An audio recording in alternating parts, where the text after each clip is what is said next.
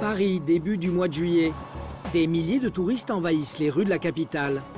S'ils sont venus profiter de leurs vacances, pour la préfecture de police, c'est l'alerte maximum.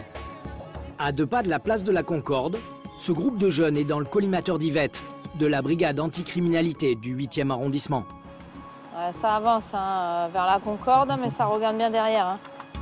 Ces adolescents ne le savent pas, mais Yvette et ses collègues les suivent à la trace depuis plus d'1 heure. Les policiers ont pris position autour et à l'intérieur d'une rangée de bus en stationnement. Là, ils vont aller la harceler. Une chinoise avec une veste vert kaki. Elle remonte direction Alexandre III. S'ils les traquent, c'est que ces jeunes se livrent à ce que l'on appelle l'arnaque à la pétition. Une technique simple et très répandue dès qu'il y a des touristes. Armés de ce genre de feuilles à en-tête, ils les abordent en leur réclamant leur signature et surtout de l'argent pour le compte d'associations humanitaires. C'est les promesses de dons et ils profitent en fait de leur faire signer les papiers pour leur faire la tire en même temps. Car en réalité, ces associations n'existent pas. On va voir ce qu'ils vont faire. En fait, t'as vu, il y a 2 Chinois là, en rouge et en bleu là, juste à côté d'elle. Le groupe vient de repérer ce couple d'Asiatiques. Pendant que les 2 filles présentent la feuille à signer pour détourner leur attention, les petites mains du garçon au foulard rose entrent en action. Ah, le petit, il est en train de faire le téléphone, le petit. C'est raté. Non, il n'a pas fait parce qu'il allait réessayer là. Les touristes tentent alors de se dégager. Mais les filles leur bloquent la route pour permettre au jeune garçon de retenter sa chance. Cette fois, c'est vraiment raté. Ok, donc le groupe qu'on a pris là, ils reviennent vers la place du Canada. Pas découragé pour autant, la bande multiplie les tentatives pendant de longues minutes. Sans plus de succès, alors elle change de tactique. Ils font demi-tour, ils font demi-tour. Attends, ils ont rejoint d'autres. Ils sont maintenant 6 voleurs à opérer ensemble. Et ce couple ne va pas pouvoir leur échapper. Bon, là, ils ont réussi à bloquer un couple pour leur faire signer, mais j'ai pas trop de visu, j'ai un arbre qui me gêne. C'est bon, ils ont fait. Vas-y, attrape-les, je prends la victime. Yvette vient de voir les enfants s'échapper. Pour les policiers, ils viennent de voler le téléphone de ces touristes. Laurent prend en chasse ces 2 enfants qui tentent de s'enfuir par les bords de Seine. Mais il est vite distancé. Heureusement pour lui, ils sont cueillis en haut des marches par 2 autres collègues de la Bacuite. Le téléphone. Touche-toi. Le téléphone. On va aller voir là-bas. Pourquoi t'es parti en courant? Les jeunes nient tout en bloc. De leur côté, Yvette et Virginie ont réussi à interpeller le reste de la bande. L'affaire paraît simple. Donc ils ont croisé le couple de touristes. Ils les ont encerclés les 6 en même temps. Et en fait, quelqu'un a glissé la main dans la poche de la dame et lui a volé donc le téléphone que j'ai récupéré là. Un téléphone. Donc là, on va aller au commissariat, présenter l'affaire à l'officier de police judiciaire. En leur expliquant les faits, la filature, les tentatives, tout ça. Lolo, comme ça, le problème, c'est que les suspects sont nombreux. Impossible de désigner un coupable. Tu vois, c'est ce qu'il dit, les 6 en même temps. Les 6 en même temps? Ouais. Ok, tu vois, les 6 en même temps, ils sont venus sur elle, donc elle ne sait pas qui c'est qui a volé. Moi, je te joue, l'a volé, non, je te joue, je ne sais pas. L'a volé. Non, je suis. Assis-toi. Pour Virginie et Yvette, il s'agit bien d'un vol. Mais comme le téléphone a été retrouvé au pied de ce couple d'Italiens, les policiers vont avoir bien du mal à le prouver. Leur seule chance, que l'un de ces jeunes pickpockets avoue tout au commissariat. Mais ce n'est pas gagné. Olivier et Karine se frottent tous les jours à la bourgeoisie et aux grandes fortunes. Ici, le moindre contrôle routier peut virer à la lutte des classes. C'est le cas cet après-midi, porte Dauphine. Bon, allez, petits jeunes, là, on prend des voitures. Allez, que de la berline, du gros, du lourd. Comme tous les jours, un défilé de grosses cylindrées et de conducteurs impatients. Bonjour monsieur, police nationale, vous coupez le contact s'il vous plaît, contrôle de la route. J'aimerais savoir si vous avez le droit. Bah oui monsieur, article R233 du code de la route, afin de vérifier si vous êtes titulaire du permis de conduire, de l'assurance et de la carte grise. Oui, ce serait mieux que vous occupiez d'autres gens, que les gens qui viennent du boulot et qui sont... Oh, baissez d'un ton monsieur. Je suis pas content. On a aussi un prototype de client du 16 qui pense connaître les lois, etc. Mais en fait ils y connaissent rien du tout. Bon, on est aux frontières de l'outrage. Donc après, bon, c'est à nous de calmer le jeu, parce que sinon, c'est vrai qu'on ramènerait vraiment beaucoup de monde. Et il y a pire encore. Olivier vient d'être appelé à quelques rues de là pour raisonner un chauffeur récalcitrant. L'homme s'est enfermé dans sa voiture pour éviter la fourrière. Bonjour monsieur, lieutenant Géron du 16e arrondissement. Donc je vous explique un petit peu, là vous êtes dans la pure illégalité en train de commettre un délit qui est passible d'une peine de prison. Bon, en l'occurrence monsieur, votre véhicule est levé, donc il y a une mesure qui a été prise. Alors il est levé et je paye le... Non. Monsieur, Eh, vous allez, évitez. c'est bon, on tient la main. Voilà. On ouvre la porte, Pauline ouvre la porte. Vous évitez tout de suite d'ouvrir les portes. Non, mais... Non mais monsieur, là on fait ce qu'on veut là maintenant, je peux me casser les vitres si j'ai envie. Alors arrêtez, je vais ouvrir la porte. Voilà, arrêtez, vous ouvrez. lâchez-moi. Non, je vous tiens la main juste pour ouvrir, c'est tout. Non, vous ouvrez la porte. Ouvrez la porte. Je vais sortir, vous me prenez vous pour lâche. un délinquant quoi. Lâchez-moi. Je sais bien, monsieur, je sais que vous êtes Vous un ne croyez travailleur. pas? Non, je Je vous vous donne crois. ma parole que j'ouvre la porte. D'accord, j'ai votre parole, je vous laisse. Ok. Voilà. Donc vous descendez du véhicule. Il n'y a pas besoin d'être... Maintenant, vous réglez la mise en fourrière et c'est bon. Finalement, le chauffeur échappe à la mise en fourrière en payant sur le champ 135 € d'amende. Je trouve ça scandaleux, c'est un scandale, je suis pas d'accord. Bon, je vous dis, Je suis pas d'accord. Mauvaise humeur, mauvaise foi et un certain mépris pour la police. C'est le quotidien des policiers de l'Ouest parisien. Ils vont prendre l'assurance parce qu'ils ont de l'argent et c'est des gens qui sont habitués à diriger des entreprises, qui sont habitués à avoir de l'argent, donc ils ont ce qu'ils veulent. C'est vrai que nous on a l'épine dans le pied parce qu'ils ont pas de... Ils essaient d'avoir de l'emprise sur nous mais ils en ont pas. Un PDG qui a 1500 personnes qui peut lourder du jour au lendemain, oui, il va se prendre 35 € parce qu'il est mal garé, il a du mal à comprendre.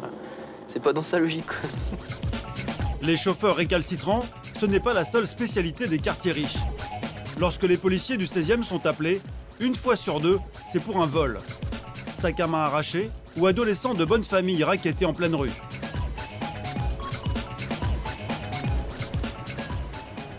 18h. C'est bientôt la fin de service pour Olivier et Karine. Une agression vient d'être signalée avenue Mozart. Un garçon d'une quinzaine d'années a été menacé par un homme armé d'un couteau. Et il en tremble encore. Il te menace comment? Il m'a mis comme ça, en travers. D'accord. Il m'a plaqué le couteau sur la gorge et il m'a demandé si j'avais de la thune ou des trucs comme ça. J'ai dit non, donc il s'est barré, il m'a dit casse-toi. Voilà. Vous avez peur? Un peu quand même, ouais. C'est la première fois que ça m'arrive, donc avec un couteau. Vas-y, recule tout droit. Le couple de policiers se lance à la recherche de l'homme au couteau. Il porterait une chapka, un chapeau russe facilement reconnaissable. D'accord, donc on a juste un individu africain et il n'y a pas de direction de fuite. Direction Mozart, d'accord. Bon, on est nous sur le secteur, on cherche, puis dès qu'on a les infos de la Bravo, on tourne quoi. Suspense de courte durée. Après 10 minutes de recherche, l'équipe d'Olivier vient de repérer l'homme au chapeau. Bonjour monsieur, sortez les mains des poches. Sortez les mains des poches. Fais une petite pulpe. T'as un couteau? T'as un couteau? C'est ça là? C'est ça, ouais c'est bon. Tu bouges pas, tu le pinces Geoffrey, tu le pinces. Bon maintenant tu peux nous le dire, de toute façon il n'y a que toi qui as ça sur la tête, un blouson, tu corresponds et t'as le couteau. Aujourd'hui là? Aujourd'hui c'est vraiment... Bah voilà, ça, je suis d'accord. t'habites où toi? J'ai rien pris chef. Bah oui, on sait bien que t'as rien pris parce que tu t'es barré. Ouais c'est lui, il reconnaît les faits, c'est bon. Il sera mis en examen pour extorsion sous menace d'une arme blanche. Hein? J'aurai le droit de sortir quand? Ah bah ça c'est pas moi qui décide, bonhomme. Hein. C'est l'une des 10 interpellations effectuées chaque jour par Olivier et ses collègues du Central 16. Tu restes là, tu bouges pas, ok? T'as le couteau, l'autre? Vous allez prendre le papa et la victime. En fait, ils se promènent avec ça pour raqueter les gamins. Pour information, l'individu reconnaît avoir raquetté sur vous. Pour Olivier, ce n'est pas un hasard si les jeunes du 16e sont régulièrement rackettés. Bah voilà, ici vous avez les parents, je veux dire, ils leur achètent des fringues de marque. Et vous avez toujours un petit peu de liquide sur eux, donc c'est vrai que les jeunes qui viennent des banlieues le savent, donc ils viennent traîner ici, il y a toujours un bon coup à faire. Il est 18h. Le trafic est de plus en plus dense dans les rues de Paris, notamment sur les quais de Seine. Depuis la fermeture des voies sur berge, la circulation y est très perturbée aux heures de pointe. Dans le flot de véhicules au ralenti, Pierre repère ce conducteur de scooter au casque blanc. Il slalome à toute vitesse entre les voitures, sous le nez du policier. Regarde le scooter là-bas, caméra. Regarde. Il fait droite-gauche, droite-gauche, droite-gauche dans le couloir de bus. Petit scooter cyclo, il roule comme un fou. Allez, on va le choper. Pour le rattraper, Pierre doit mettre les gaz et se frayer un chemin dans le trafic. Il roule comme un malade. Pousse-toi, pousse-toi. Pousse-toi, nom de Dieu! Mais la petite cylindrée a déjà pris le large. Heureusement, Pierre ne l'a pas perdu de vue.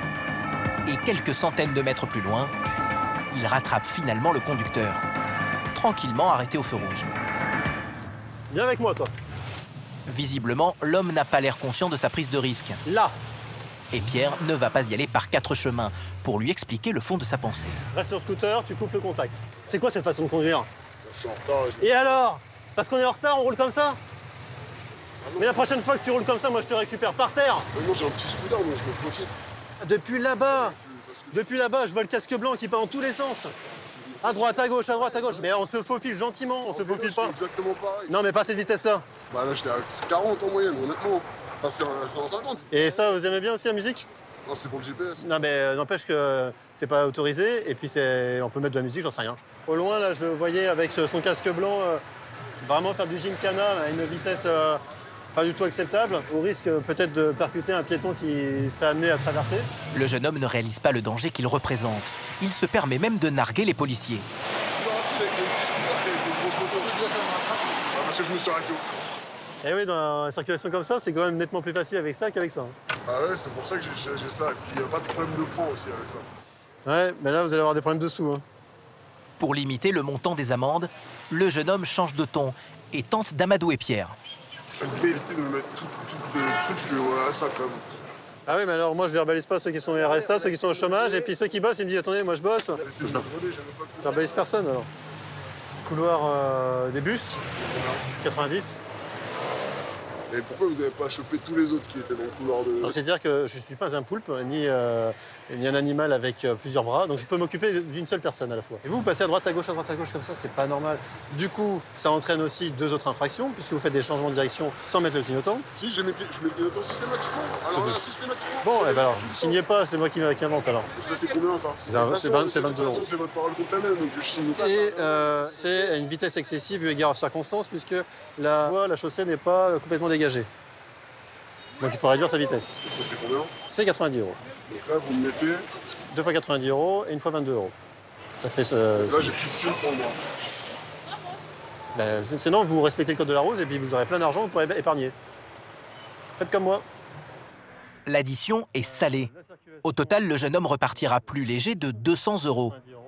Mais surtout, en un seul morceau. Si Pierre ne laisse rien passer, c'est qu'il sait qu'en 2 roues, le moindre écart au code de la route peut avoir de graves conséquences. Retour avec Joseph, le chef de la BAC de nuit. Ce soir, il part à la chasse aux stupéfiants dans le triangle dehors. Et ici, la drogue à la mode, c'est la cocaïne. Vous avez des clubs branchés et autour des clubs branchés, quand on passe, on regarde bien la population parce que souvent, les gens se croient impunis et consomment directement de la cocaïne sur le capot des voitures ou dans les petites rues. Dans une contre-allée, Joseph ne met pas longtemps à trouver ce qu'il cherche. À proximité d'une voiture, 2 jeunes gens suspects. Les deux là-bas? À côté de la Smart, là. Je vais me mettre en face là-bas. Ils vont monter là. Pour en avoir le cœur net, le chef de la BAC de nuit se poste à distance et observe leur manège en toute discrétion, avec des jumelles. Ça va monter. Il se penche dedans. Parce qu'il branche. Joseph décide alors de se rapprocher. Il faut arriver et bloquer les mains, quoi, parce que c'est de la poudre, hein, c'est très volatile. Pour les arrêter, les policiers doivent les prendre en flagrant délit. Tu peux venir. Joseph a surpris un des jeunes en train de sniffer. Son collègue peut intervenir.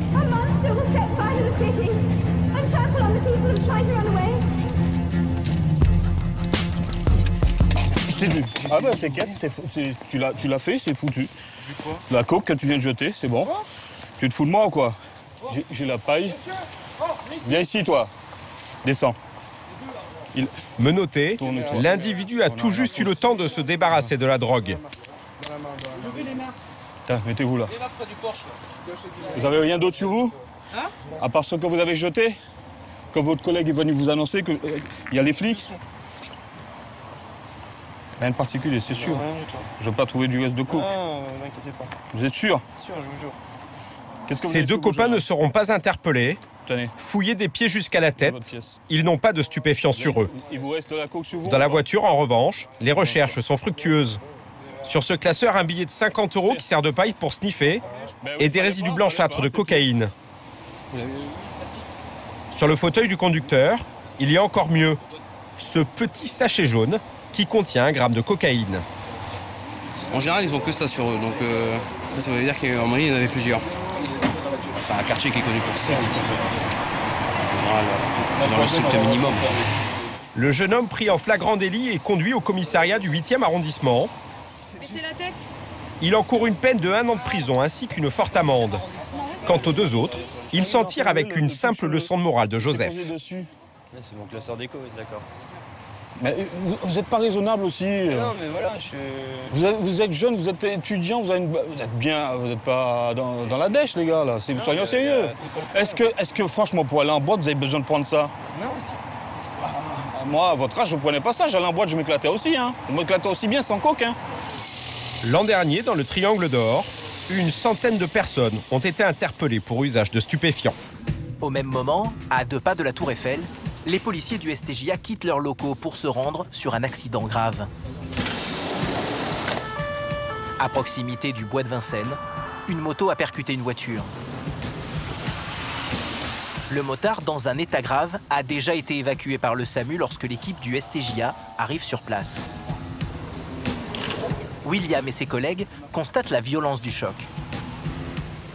Là, on peut supposer que l'impact ici est dû à la roue et à la fourche.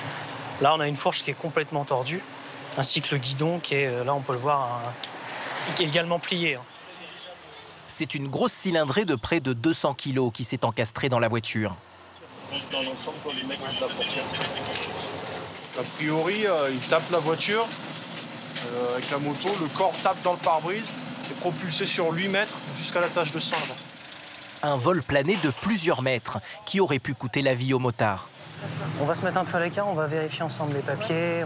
Au volant de la voiture, cette mère de famille accompagnée de ses 2 filles. Elles ont eu beaucoup plus de chance que le motard. Elles sont choquées, mais indemnes. Comme le prévoit la loi, la conductrice est soumise à un test de dépistage pour l'alcool et les stupéfiants. Donc là, on a un test négatif sur le dépistage aux stupéfiants. Pas de traces de drogue ni d'alcool pour cette mère de famille qui n'a rien d'un chauffard. Juste une mauvaise décision au mauvais moment. J'aurais pu vous placer en garde à vue, mais je le fais pas. Parce que pour l'instant, les jours du monsieur sont pas en danger. Il est gravement blessé, mais son pronostic vital n'est pas engagé. La conductrice repart libre, mais l'affaire est loin d'être terminée. À ce moment de l'enquête, voici le scénario qu'ont pu reconstituer les policiers. La mère de famille circule dans une avenue traversant le bois de Vincennes. Après avoir aperçu une place libre sur le trottoir opposé, elle franchit la ligne continue pour faire demi-tour. Au même moment, une moto roulant dans le même sens de circulation vient percuter le véhicule sur son flanc gauche. Pour les policiers, pas de doute, la conductrice a commis une faute en franchissant la ligne blanche. Mais ils soupçonnent également le motard de circuler du mauvais côté de la ligne continue. La moto circulait dans le même sens que le véhicule. Il était en train de doubler? Pour l'instant, à première vue, on peut dire que oui, mais on n'en sait pas plus pour l'instant. Les policiers veulent obtenir plus d'informations sur le motard. Avait-il une conduite normale? Respectait-il la limitation de vitesse? Était-il lui aussi du mauvais côté de la ligne blanche? Les réponses permettront de déterminer les responsabilités pour la justice, mais également pour les assurances. Et donc de savoir qui devra payer. Une dizaine de jours après l'accident, nous avons rencontré le conducteur de la moto, de retour chez lui après 2 opérations lourdes de plusieurs heures.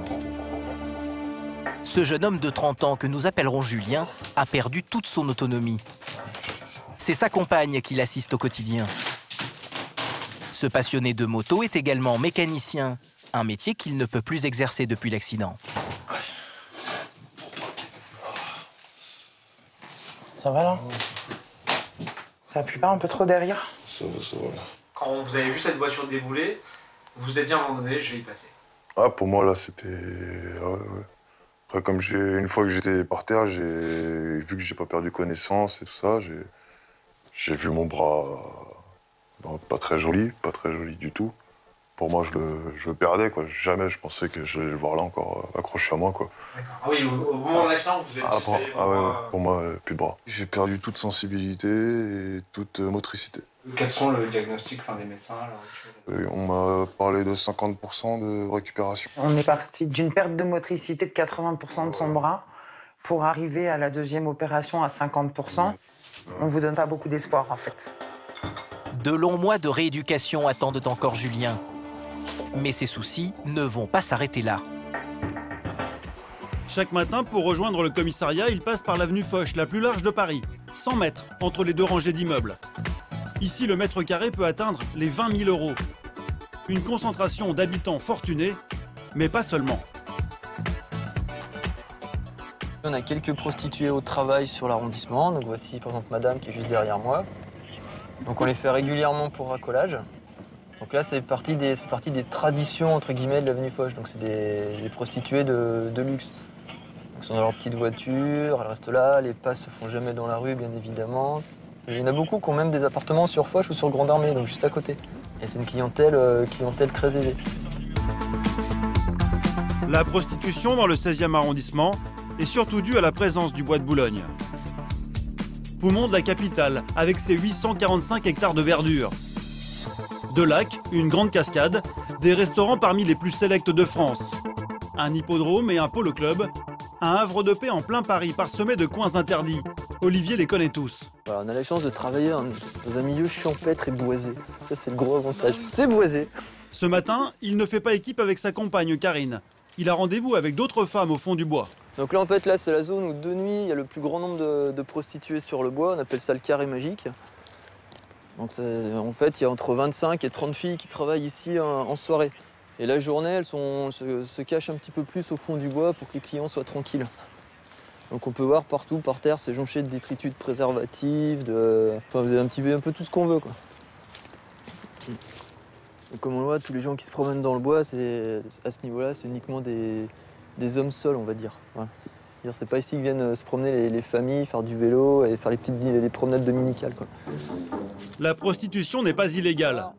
Les policiers veillent surtout à ce qu'elle se déroule dans les moins mauvaises conditions possibles. Donc il est 16h, c'est comme du papier à musique, c'est l'heure d'embauche, ça arrive en face. L'objectif d'Olivier, c'est de lutter contre la délinquance annexe, comme le trafic de drogue ou les violences. Et il s'est fait des alliés. Mais t'es toute seule ce soir?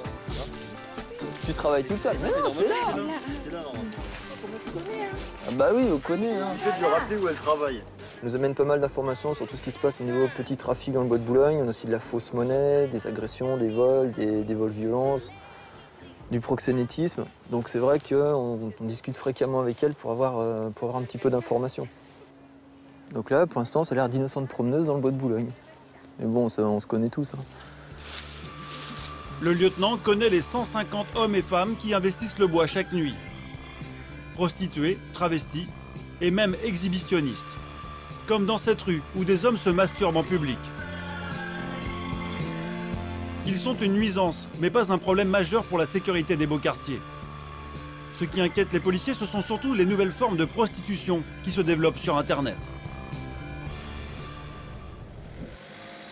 Depuis quelques mois, les membres du GRI, le groupe de recherche et d'investigation, ont été alertés d'une nouvelle forme de délinquance, à mi-chemin entre la prostitution et l'extorsion de fonds. Karim et Hervé sont sur la piste d'un homme mystérieux qui écume les sites de rencontres gays pour extorquer de l'argent à de riches homosexuels du 16e. De lui, ils ne connaissent que sa fiche de contact internet. L'homme dit avoir 27 ans, mesurer 1,86 m et se décrit comme exigeant, généreux et tenace. Pour séduire ses victimes, il se dit ouvert à une rencontre coquine. Mais elle ne se déroule jamais comme promis par l'annonce.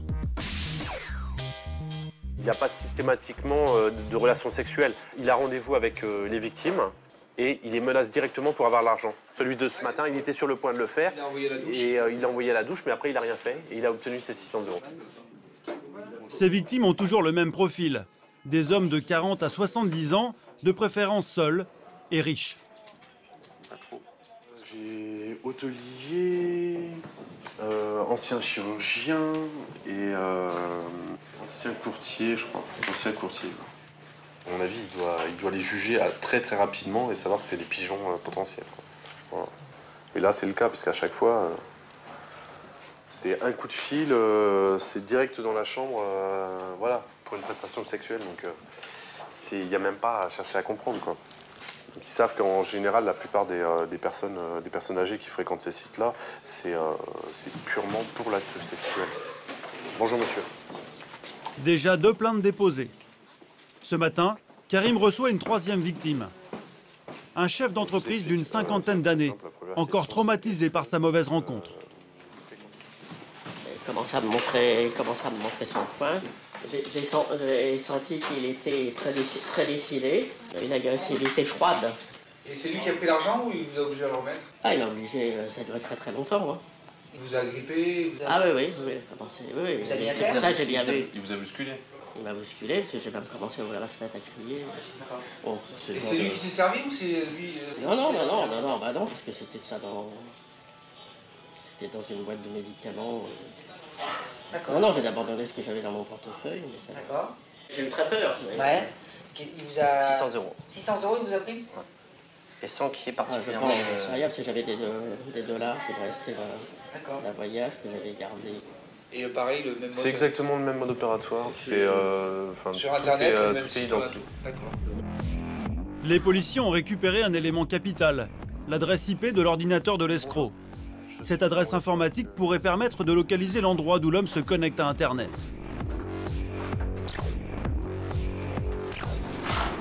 L'adresse IP, c'est 90.1.16. Je vais les appeler pour voir si c'est au même service qu'on doit adresser ça. Voilà. Il change assez souvent? Non. Là, sur les 5 derniers jours, ces 5 derniers jours, c'est toujours la même. Moi, je pense qu'il est dans le 16e arrondissement. Donc, il peut très bien aller dans un café, un cybercafé dans le coin. Avec ces quelques informations, vont-ils parvenir à interpeller les racketteurs? Vous le verrez, ils ne sont pas au bout de leur surprise. Oui, tu bouges pas. Qu'est-ce que tu foutais là? Tourne-toi. Certains conducteurs de 2 roues ne se contentent pas de mettre leur vie en danger. Ils menacent également celle des autres, notamment les piétons. Des situations risquées, devenues presque banales, qui se terminent parfois par un drame. En 2016, plus de la moitié des accidents mortels enregistrés à Paris impliquaient des piétons. Un chiffre en augmentation depuis plusieurs années.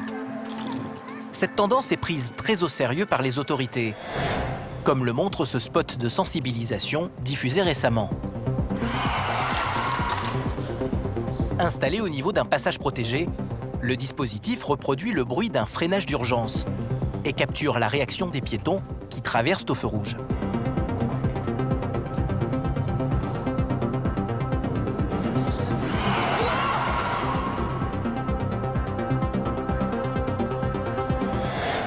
Des accidents dramatiques, les archives du STJA en regorgent. Un cas en particulier revient à la mémoire du commandant Jurkowski, le chef du service. Donc on est sur un carrefour, circulation normale dans Paris, en plein jour. On a un passage protégé, voilà, ça traverse. On se traverse normalement.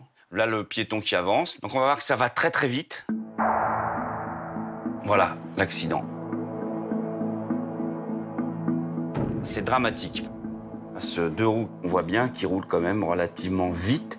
Il est lancé comme une boule de bowling dans un jeu de quilles. La violence du choc plonge la victime dans le coma. Et quelques heures plus tard, elle décédera des suites de ses blessures. L'enquête du STJA établit que le feu pour les piétons était rouge au moment des faits. Le conducteur du scooter, qui risque jusqu'à 7 ans de prison pour homicide involontaire, prétexte une incompréhension. Un motif trop souvent invoqué pour le commandant Jurkowski. Ils nous disent, mais effectivement, j'ai bien vu le piéton traverser, j'ai klaxonné, j'ai pensé que soit il reculerait, soit il s'arrêterait, mais il ne faut pas penser. On ne peut pas penser pour l'autre. Le code de la route est très clair pour les piétons. À partir du moment qu'ils sont engagés sur le passage protégé, qu'ils ont fait un pas, tout le monde doit s'arrêter. Et là, on s'aperçoit que ce n'est pas le cas. Le service d'appel du STJA est alerté pour un accident impliquant un piéton. C'est Jérôme, le chef de brigade, qui est d'astreinte ce matin-là. Vite, on a une préalerte, le SAMU est sur place. Un scooter aurait renversé un homme et tenté de prendre la fuite. Pas une minute à perdre, Jérôme se connecte au système de vidéosurveillance de la ville de Paris. Un réseau de 1700 caméras qui filme en temps réel les principaux axes de la capitale. On a cette caméra, ça c'est la caméra qui visionne. Et l'accident s'est passé quelque part ici, à cet endroit-là. La caméra n'était pas dans le bon axe au moment de l'accident. Elle permet néanmoins à Jérôme de collecter de nombreux indices. Là on a la victime, après on a des gens qui se précipitent. Notamment le comportement du conducteur après le choc. Sur les images, le policier repère le scooter lorsqu'il quitte les lieux, quelques instants après l'accident. Un détail attire son attention. Sans casque. Sans casque, le conducteur s'éloigne. Puis soudain, sans raison apparente, fait demi-tour et revient sur les lieux de l'accident. L'accident a lieu, soit il a perdu le casque ou... Sur place, le conducteur ne semble pas être revenu pour porter secours à la victime, mais simplement pour récupérer son casque, avant d'être emmené à l'écart par un médecin du quartier. Entre-temps, la victime est prise en charge par les secours et transportée en urgence à l'hôpital. Fils d'aristocrates et de grands bourgeois se retrouvent parfois menottes aux poignets, notamment dans les affaires de stupéfiants et spécialement de cocaïne, une drogue des riches très prisée par la jeunesse dorée. La soirée coke du week-end, c'est une des cibles d'Olivier, le lieutenant de la brigade de quartier. Pour dénicher la poudre blanche, il a recours à la technique du saut-dessus. Là, ce sont deux jeunes sur un scooter. Bonsoir. C'est un contrôle d'identité, monsieur. Est-ce que vous avez des produits stupéfiants ou des armes sur vous? C'est tout ce qu'on cherche. Non? Tiens, enlevez le casque, jeune homme. Malgré leur style bon chic, bon genre, Olivier décide de les fouiller. Il a eu du flair. Ah voilà, un petit peu de cocaïne. 1 gramme de cocaïne. À première vue, les deux jeunes sont de petits consommateurs. Votre copain, il en a ou pas? Dites-lui s'il y en a qui le donne. D'accord, il n'y a que vous? Il n'y a que moi. Dans le scout, il y en a ou pas? Dans le scout, vous pouvez chercher, il n'y en a pas. D'accord. Ok. Bon, de toute façon, on va vous ramener dans les calcifs et tout, il y en a, parce que là, on va devoir vous mettre un peu. Vous avez juste un jet sur vous? C'est vraiment très exceptionnel. Petite soirée festive, et puis voilà. J'ai beaucoup travaillé cette semaine dans la banque, c'est complètement con. Je peux l'enlever? Bougez pas, bougez pas. L'homme est un jeune trader parisien. Il ne réalise pas vraiment son infraction. Ça se voit qu'il en a pris juste avant, il est un petit peu tendu, quoi. Vous voyez, il présente bien, etc. Il part en soirée, il est dans la finance, il prend un petit peu de coke parce que c'est le week-end. Pour eux, c'est rien, ils ont l'impression que là, il allait repartir tranquillement. Mais Olivier a d'autres projets, remonter jusqu'au dealer. Direction le bar, où le jeune banquier dit avoir acheté la cocaïne. On y va les jeunes, c'est parti, on va pas attendre non plus. C'est à quelques rues d'ici. Et détendez-vous, il n'y a rien de grave, vous êtes un consommateur, c'est tout. Voilà. Pour calmer le jeune et obtenir des informations, Olivier tente un coup de bluff. Il lui demande d'indiquer la voiture du dealer.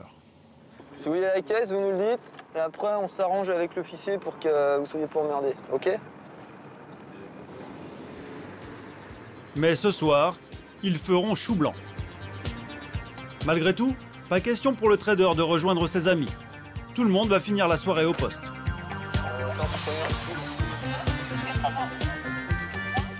Au cours de son audition, le banquier va lâcher le numéro de téléphone de son dealer. Pour l'instant, il n'a pas été arrêté. Pour Olivier, il y aurait des dizaines de petits trafiquants dans ce quartier huppé de la capitale. 20h55. Place Victor Hugo, il y a pas mal de consommation, de petits trafics, c'est surtout festif, donc c'est le vendredi, le samedi soir. C'est pareil, c'est pas des deals à ciel ouvert, etc. C'est que par connaissance. Voilà, ça s'est fait dans un bar, mais le type peut aussi bien livrer à domicile.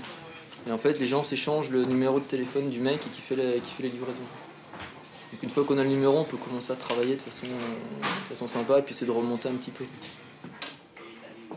Pour le jeune consommateur, la soirée festive se termine en garde à vue.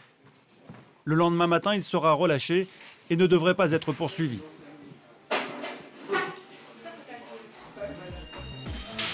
Rien ne semble être épargné aux touristes qui visitent Paris. Et pourtant, cela ne les empêche pas d'arpenter la capitale 24 heures sur 24. L'une des missions de Jérôme, Philippe et Nicolas, 3 policiers des Boers, c'est justement de surveiller l'activité des taxis la nuit, près des monuments touristiques. TNZ de circulation, la TV 637 Alpha.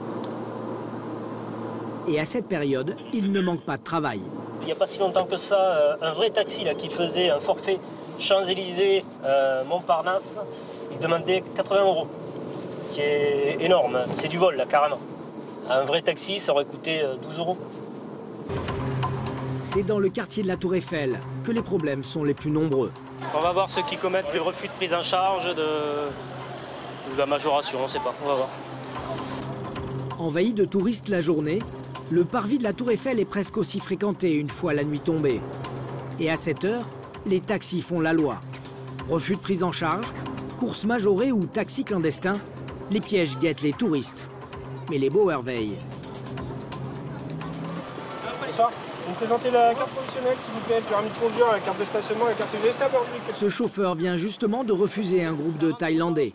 Pour les policiers, c'est un délit et ils ont tout vu. J'explique tout de suite, monsieur. Oui. Moi, j'étais là, d'accord? Ici, à moins de... Voilà. Vous avez regardé la carte? Non, j'ai pas vu l'adresse. Je sais pas où c'est. J'ai pas vu l'adresse. Alors pourquoi vous avez dit que vous saviez pas où c'était? J'ai pas vu l'adresse, donc j'ai 40. Je connais pas. 40 boulevard. Le chauffeur tente de s'en sortir comme il peut. Avec mes lunettes, j'ai pas réussi à voir. Pourquoi vous lui avez dit que vous savez pas où c'est alors? Mais ça sert à rien à discuter. Je parle pas anglais, je parle pas français. Ça ne l'intéresse pas, c'est pas assez loin. Vous pensez peut-être aller à Roissy ou dans un quartier plus lointain. Nous avons retrouvé l'une de ses victimes, à quelques mètres de là. Pour elle, l'attitude des taxis parisiens est incompréhensible. Je viens de Thaïlande et dans mon pays, il est vraiment très facile de trouver un taxi. Ici, c'est différent, c'est beaucoup plus difficile. Ce soir, ça m'est déjà arrivé au moins 5 ou 6 fois qu'on me refuse. Dans la voiture, Jérôme a fini par verbaliser le conducteur. Et il en profite pour lui faire la morale. Les gens sont partis, ils étaient déçus quoi. Ben je sais, mais qu'est-ce que vous voulez, monsieur, que je fasse? L'image que vous représentez quand ils arrivent là-bas, dans leur pays. Et l'amende va de combien, s'il vous plaît? Alors je peux pas vous dire, ça va de 0 à 1 500 €. Ouh là là, c'est un suicide, je vous jure. Arnaque, vol, escroquerie. Pas étonnant que Paris ait une mauvaise réputation pour l'accueil des touristes. En attendant, l'été dernier, la police a enregistré pour la première fois 600 vols à la tire en moins par rapport à l'année précédente. Pour prévenir ces drames, Pierre veille au grain. Ce jour-là, il patrouille dans le nord-est de la capitale. Son objectif, traquer une pratique de plus en plus répandue, la remontée de fil en sens inverse. C'est le cas de cette jeune femme qui n'a pas hésité à franchir la ligne continue pour gagner quelques mètres. Bonjour, votre permis s'il vous plaît et la carte grise. Est-ce que vous pouvez m'expliquer pourquoi vous roulez de l'autre côté de la ligne blanche et à contresens? Je remonte les fils comme tous les scooters le font. Bon, bah, je vais vous verbaliser comme tous ceux qui sont verbalisés. Alors. L'infraction, devenue banale, suscite souvent l'incompréhension des conducteurs. Pour beaucoup, maintenant, il y a certaines infractions qui sont devenues tellement courantes, tellement pratiquées par l'ensemble des conducteurs de deux roues, que c'est devenu la normale. Il y a une normalité au point que maintenant, lorsqu'on leur dit que c'est une infraction, ils ne comprennent même pas et ils s'offusquent qu'on leur dise bah, écoutez, là, vous êtes verbalisé parce que vous avez fait une infraction. La tension monte d'un cran lorsque la conductrice apprend qu'elle est verbalisée. Vous faites des cow-boys un peu quoi. Je fais des cow-boys. Je suis une jeune fille, franchement. Non, c'est rien, je fais pareil pour tout le monde. Je ne fais pas différence entre un homme et une femme lorsque je contrôle quelqu'un. Pourquoi vous m'avez arrêté? Moi, il y en a des quinzaines. Oui, j'en ai verbalisé pas mal, ouais. Il y en a plein qui font des infractions, ça ne vous donne pas le droit d'en faire autant. Pour avoir roulé à contresens, la jeune femme s'acquittera d'une amende de 90 € et se verra retirer 3 points sur son permis de conduire. Quelques heures plus tard, le trafic se densifie dans les rues de la capitale. Un moment clé pour Pierre. Sur nos patrouilles d'après-midi, on va trouver des infractions commises essentiellement par les deux roues au milieu d'une circulation un petit peu dense. Et ça ne rate pas. Au bout de quelques minutes à peine, Pierre repère un motocycliste en infraction. Il vient de griller le feu, avec son téléphone à droite, là, le X-Max. Il a grillé un feu avec son téléphone à la main. Sans attendre, Pierre décide de l'intercepter. Bonjour monsieur. Bon monsieur, est-ce que vous pouvez m'expliquer pourquoi, quand je vous regarde là-bas, vous passez un feu rouge, ensuite vous êtes avec votre téléphone dans la main en conduisant, la main gauche, et vous m'entendez pas peut-être parce que vous avez un écouteur, non? Feu rouge grillé, usage du téléphone et port d'écouteurs en conduisant, Ce jeune homme cumule les infractions. J'ai besoin de savoir qui vous êtes. Donc, dans vos poches, est-ce que vous avez quelque chose qui justifie votre identité? Une pièce d'identité, un passeport, une carte vitale, une carte bleue? Bon, c'est déjà ça. L'homme circule sans aucun papier d'identité. Il n'a que sa carte bleue sur lui. En accédant au fichier police, Pierre comprend pourquoi le conducteur n'est pas en mesure de présenter son permis de conduire. Bon, maintenant, est-ce que vous pouvez m'expliquer pourquoi vous conduisez? Parce que si vous n'avez pas votre permis, c'est qu'il y a une bonne raison. Non, vous savez pas? Votre permis est annulé. Est-ce que c'est normal que vous conduisiez? Vous le savez ou pas? Non. L'homme pensait visiblement passer au travers des mailles du filet. Mais Pierre dispose d'une mine d'informations à son sujet. Alors, vous avez reçu une lettre, d'accord, qui a été envoyée l'année dernière, l'été. Vous avez reçu un recommandé et vous n'avez pas été le chercher. Peut-être vous vous doutiez un petit peu, puisque suite à différentes infractions, notamment par rapport à l'usage du téléphone portable, encore, vous avez perdu des points sur votre permis de conduire. Le motocycliste roule donc sans permis depuis plus d'1 an. Mais cette fois-ci, le tour de passe-passe ne marchera pas. Vous n'aurez plus le droit de conduire. Donc le scooter, il sera immobilisé. Bon, vous le poussez, hein? Vous le poussez. Ah bah, monsieur, je viens de vous expliquer, pendant un quart d'heure, vous n'avez pas le droit de conduire. Au total, le contrevenant écope de 3 amendes à 90 € et il devra repasser son permis. Mais la journée n'est pas finie pour lui. Il est escorté à l'unité de traitement judiciaire des délits routiers dans le 13e arrondissement. Il va être présenté devant un officier de police judiciaire. L'officier de police judiciaire, lui, va être là pour lui notifier en fait, son interdiction de conduire et lui demander de restituer son permis de conduire à la préfecture. Asseyez-vous. Avec un permis officiellement annulé, le jeune homme risque désormais gros s'il s'amuse à reprendre la route. Un délit passible de 2 ans de prison et 4 500 € d'amende. Avec près de 500 000 de roues immatriculées, l'Île-de-France compte le plus grand parc de motos et de scooters du pays. Et parfois, au hasard d'un contrôle de routine, Pierre fait des découvertes surprenantes. Alors qu'il patrouille à proximité de la Tour Eiffel, son collègue intercepte un scooter. Bonjour monsieur. Au départ, pour un téléphone coincé dans le casque. Une pratique punie par la loi, devenue pourtant monnaie courante dans les rues de Paris. Ce téléphone dans le casque, est-ce que vous croyez que c'est vraiment l'endroit où il faut le mettre? Si jamais vous avez un accident, il éclate. Ouais. Les bouts de verre, ils rentrent dans votre joue. Ouais. Un casque, c'est fait pour protéger votre tête. C'est pas fait pour mettre des objets entre le casque et votre tête. Puis là, vous n'avez pas de gants. J'en ai des gants, en fait. Mais... Et vous à la maison? Non, non. Dans le coffre. Bon, ça va protéger vos mains dans le coffre? Ben, c'est dans vos mains qu'il faut les mettre. Regardez, moi, mes gants, ils sont là. Mais c'est surtout l'état du scooter qui va concentrer l'attention de Pierre. L'homme conduit une véritable épave roulante.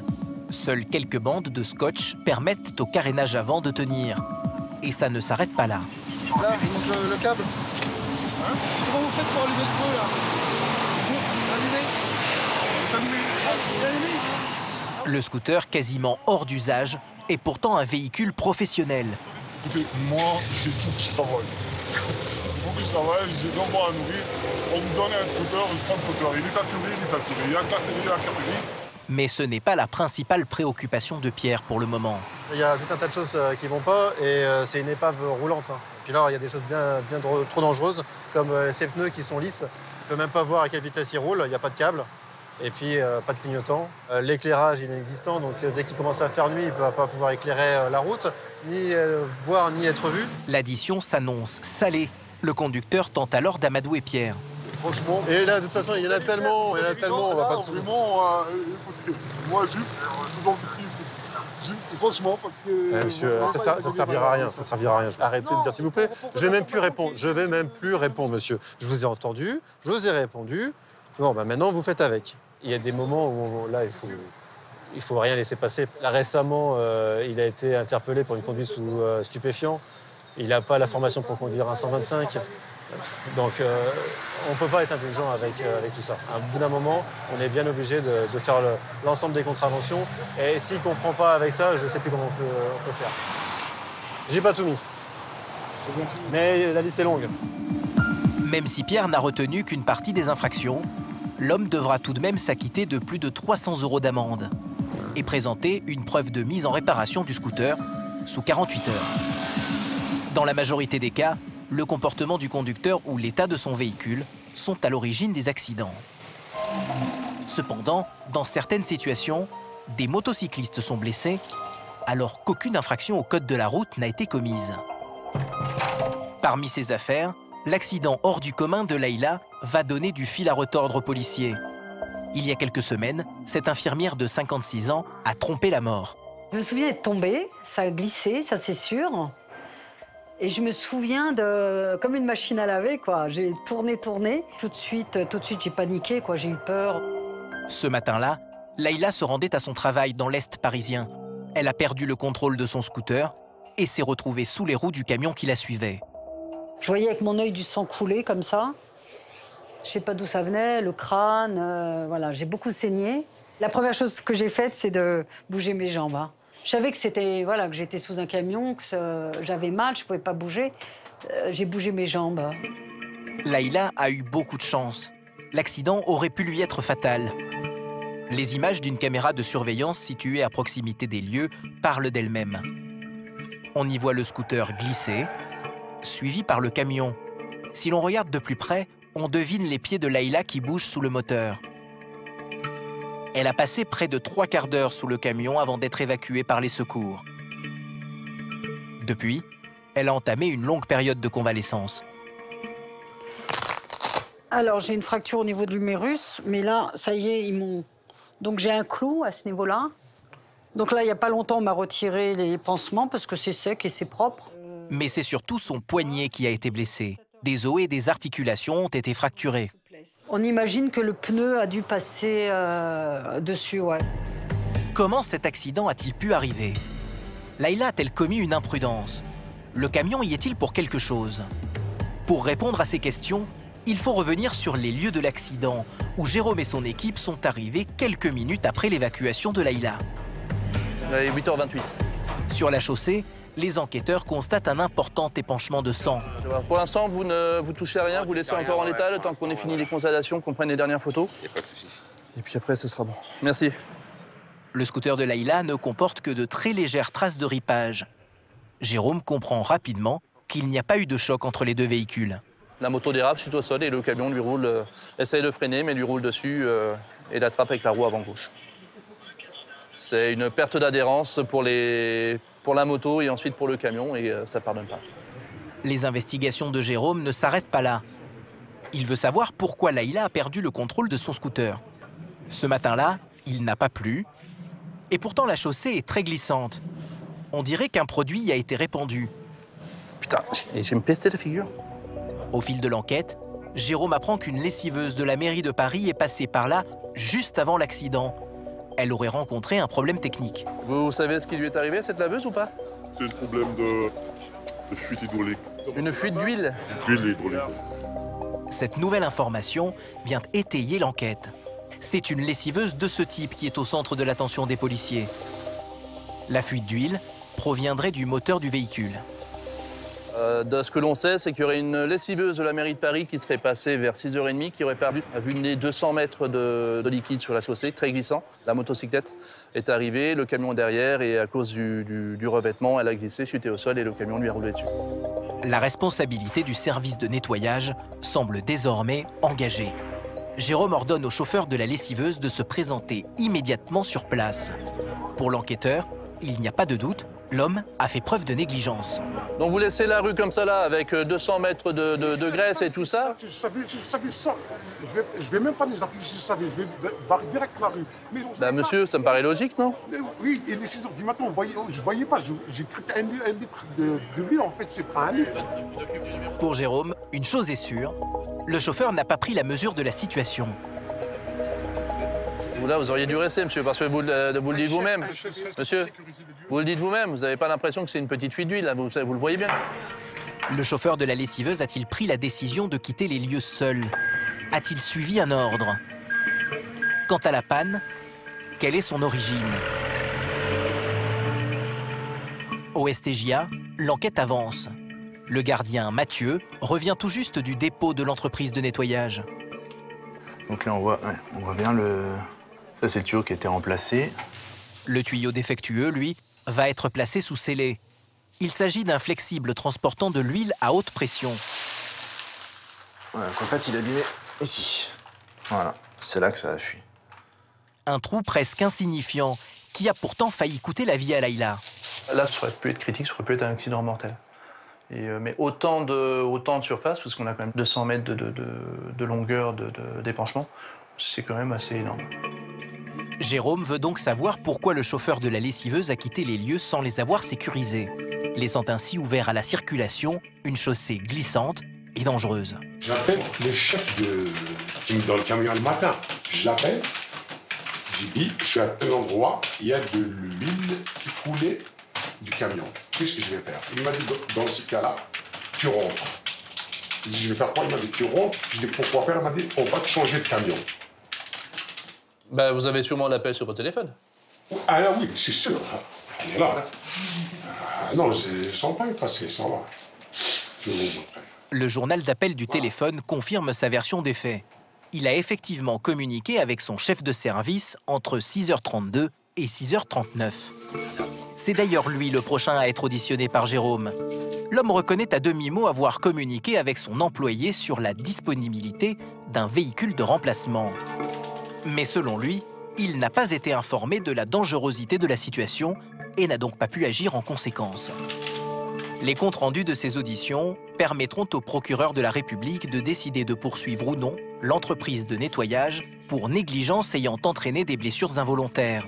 Un délit passible de 3 ans de prison. De son côté, Layla se laisse du temps pour décider si elle souhaite poursuivre la mairie de Paris pour défaut d'entretien de la voirie.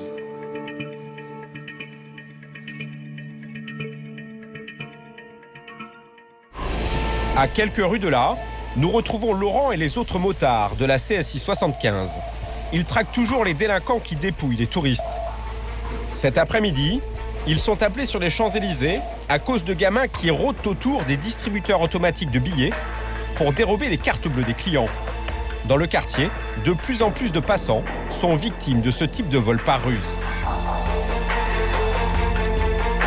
Un premier policier se met en planque de l'autre côté de l'avenue, aux premières loges. Sur l'image, on voit très clairement cette femme, portant queue de cheval et lunettes, tentant de repousser les enfants qui l'importunent. Arrivé à son tour sur les lieux, Laurent observe lui aussi leur manège. Il parle fort, il chahute, la victime est bousculée sans arrêt. Elle est tentée de vouloir faire cesser justement ce chahut, et c'est là qu'il passe à l'action. L'enfant au pull noir profite de la confusion pour accéder au clavier et tenter de voler la carte bancaire, mais les gamins ont-ils réussi leur coup? À ce moment, l'un des serveurs du restaurant, en t-shirt rouge, intervient. Les jeunes prennent la fuite vers la station de métro la plus proche. Aussitôt poursuivis par Laurent et ses collègues. Les 3 enfants, âgés de 12 à 15 ans, n'iront pas loin. Interpellés, ils sont bien connus des services de police et appartiennent aux bandes de jeunes roumains que les policiers arrêtent tout le temps dans le quartier. Emmenés à l'extérieur du métro, leur fouille ne donne rien. Papier, jeune homme. Le passeport. Non passeport. Mineurs, sans papier, les policiers ne peuvent que les remettre en liberté jusqu'à la prochaine fois.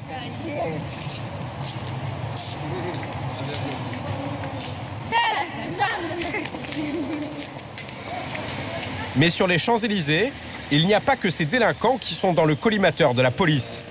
Il y a aussi les conducteurs de 2 roues. Certains utilisent leur engin pour commettre des vols à l'arraché ou à la portière. Vous allez vous mettre devant les camions de police. Monsieur, allez-y. Sur le rond-point de l'Arc de Triomphe, Laurent arrête ce scooter. De qui est le scooter? Ils sont 2 dessus. Or, c'est souvent en duo que les malfaiteurs opèrent sur ce genre de vol. Monsieur, quelque chose de dangereux sur vous, quelque chose d'interdit? Est-ce que vous êtes connu depuis des services de police? C'est bon. Les 2 individus sont fouillés, mais les policiers ne retrouvent rien de suspect sur eux. En revanche, dans le coffre du 2 roues, ils découvrent un objet suspect. On a un marteau. Donc, visiblement, ces individus ne sont pas mécaniciens, d'après ce qu'ils nous ont dit. Donc, potentiellement, pour des vols dits à la portière, où là, le passager descend, casse la vitre une des vitres latérales du véhicule et s'empare de quelque chose qu'il a repéré. Ouais, ça c'est l'assurance et la carte grise. La carte grise, je la prends jamais avec moi là-bas. Eh bah écoutez, vous allez rentrer chez vous la chercher, d'accord? Je peux vous voir sur les Champs-Élysées. Laurent n'a pas pu les interpeller, mais il est persuadé qu'ils traînaient dans le Triangle d'Or à la recherche d'un mauvais coup. Et ici, ces voleurs sévissent 24 heures sur 24. Par exemple, à 5 heures du matin, ce sont les fêtards qui sont ciblés. La nuit, Laurent et ses motards laissent la place à Joseph et à ses hommes. À cette heure-là, les touristes les plus alcoolisés deviennent des proies faciles pour les voleurs. Tout d'un coup, le policier est intrigué par un groupe de jeunes.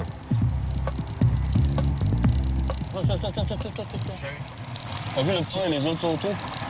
Un petit en blanc et un blouson noir. Ouais, il enlève son blouson d'ailleurs. Putain, merde. Ils ont changé de blouson. Cet échange de manteaux en pleine nuit semble étrange. Joseph soupçonne une tentative de vol. Tu mates ceux de gauche, moi je mate à droite là parce que j'ai l'impression qu'ils veulent emmerder le mec à ma droite. Il est bleu celui qui met le blouson là. Bleu, dans le jargon policier, cela veut dire que le jeune homme est ivre. Une victime potentielle donc. Le petit groupe profite de l'arrivée d'un bus pour abandonner le garçon éméché. Joseph part à sa rencontre afin de s'assurer qu'on ne lui a rien volé. Bonsoir, je peux te poser une question? C'est la police, hein. N'aie pas peur, hein. Ouais. C'est la police. Ouais. Parce que j'ai vu que tu as changé de blouson avec eux, un moment. Ouais. Si, un moment tu as changé de blouson. Ouais. C'est celui-là, c'est sûr, c'est le tien? Il y a toutes tes affaires dedans? Ouais. Il te manque quelque chose ou pas? Dis-moi tout de suite pour que j'arrête le bus. Il te manque des choses ou pas? Ouais. Il te manque quoi? Mon portefeuille. Ah. Son portefeuille. L'intuition de Joseph était bonne. C'est un vol par ruse. La victime n'y a vu que du feu. Tu suis le bus, j'appelle les autres, je dis aux autres de te rejoindre. J'arrive avec lui à pied, tout doucement. Alors que Joseph reste avec le fêtard. Alors à cette heure-là, par contre, il faut faire gaffe parce que ça traverse dans tous les sens. Hein. Alors il est vite fait d'en mettre un sur le capot. Michael prend en chasse le bus dans lequel sont montés les suspects.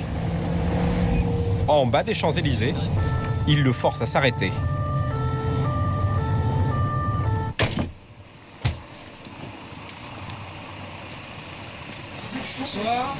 Le policier n'a pas trop de mal à reconnaître les voleurs présumés. Moi je suis exclusif. Vous êtes enquête exclusive, je suis. Vous il est avec eux? Non. Non? Non. Je suis pas avec eux? Non. Vous allez descendre par là. Vous y étiez aussi, monsieur. Eux jouent les innocents, mais à leurs pieds, Michael a retrouvé la carte bleue de la victime. Là, nous on est sûr, c'est qu'on vous a vu, on était en face du cuisine, on vous a regardé. Aux jumelles, il y a eu échange. Et bizarrement, au pied de votre pote, on retrouve la carte bleue de la personne qui est là. Vous avez bien été avec mon pote, c'est pas moi. Ah, tu y étais aussi. Mais moi je savais pas qu'elle a pris sa carte bleue. Ça reste de la complicité. Hein. On cherche un portefeuille au nom de Poirot. Reste maintenant à retrouver le portefeuille. Des policiers venus en renfort fouillent le petit groupe. T'as que ça, sûr? Sans succès. De retour avec la victime, qui dessoule dans la voiture, Joseph tente d'intimider les deux voleurs présumés. Tu l'as? C'est qui l'avait? Dans le bus au pied. Ouais. Toi, tout à l'heure, je t'ai vu changer. Toi, c'est toi aussi. Il y en a un de vous deux qui a changé de blouson avec lui, là, tout à l'heure. J'ai pas pris le portefeuille, moi. Il y en a un de vous deux qui a changé de blouson, qui a pris son portefeuille, ok? Bon, allez, on embarque tout ça. On va pas discuter.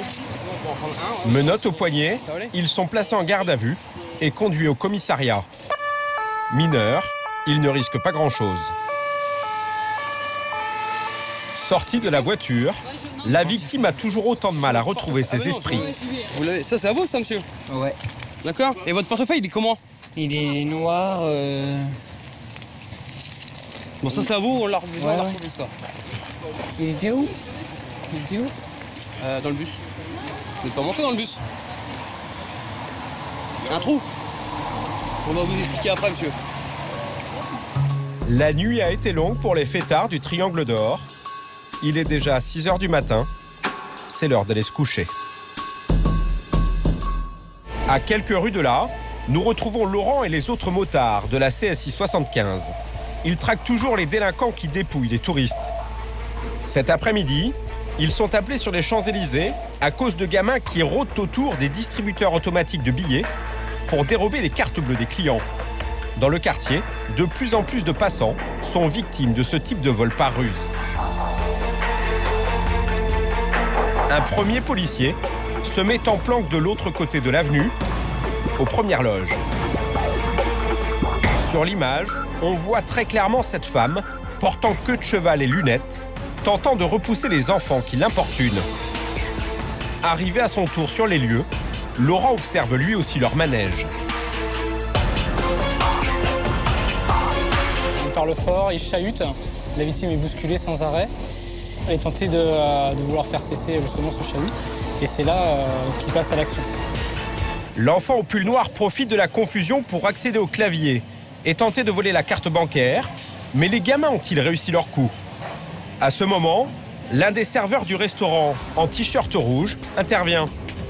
Les jeunes prennent la fuite vers la station de métro la plus proche. Aussitôt poursuivis par Laurent et ses collègues. Les 3 enfants, âgés de 12 à 15 ans, n'iront pas loin. Interpellés, ils sont bien connus des services de police et appartiennent aux bandes de jeunes roumains que les policiers arrêtent tout le temps dans le quartier. Emmenés à l'extérieur du métro, leur fouille ne donne rien.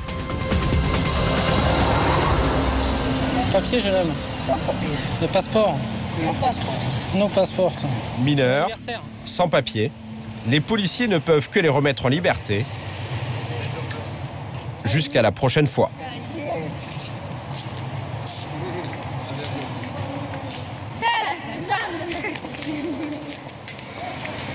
Mais sur les Champs-Élysées, il n'y a pas que ces délinquants qui sont dans le collimateur de la police. Il y a aussi les conducteurs de 2 roues. Certains utilisent leur engin pour commettre des vols à l'arraché ou à la portière. Vous allez vous mettre devant les camions de police. Monsieur, allez-y. Sur le rond-point de l'Arc de Triomphe, Laurent arrête ce scooter. De qui est le scooter? Ils sont 2 dessus. Or, c'est souvent en duo que les malfaiteurs opèrent sur ce genre de vol. Monsieur, quelque chose de dangereux sur vous, quelque chose d'interdit? Est-ce que vous êtes connu depuis des services de police? C'est bon. Les 2 individus sont fouillés, mais les policiers ne retrouvent rien de suspect sur eux. En revanche, dans le coffre du 2 roues, ils découvrent un objet suspect. On a un marteau. Donc, visiblement, ces individus ne sont pas mécaniciens, d'après ce qu'ils nous ont dit. Donc, potentiellement pour des vols dits à la portière, où là, le passager descend, casse la vitre, une des vitres latérales du véhicule et s'empare de quelque chose qu'il a repéré. Ouais, ça c'est l'assurance et la carte grise. La carte grise, je la prends jamais avec moi là-bas. Eh ben, écoutez, vous allez rentrer chez vous la chercher, d'accord? Je vais plus vous voir sur les Champs-Élysées. Laurent n'a pas pu les interpeller, mais il est persuadé qu'ils traînaient dans le triangle d'or à la recherche d'un mauvais coup.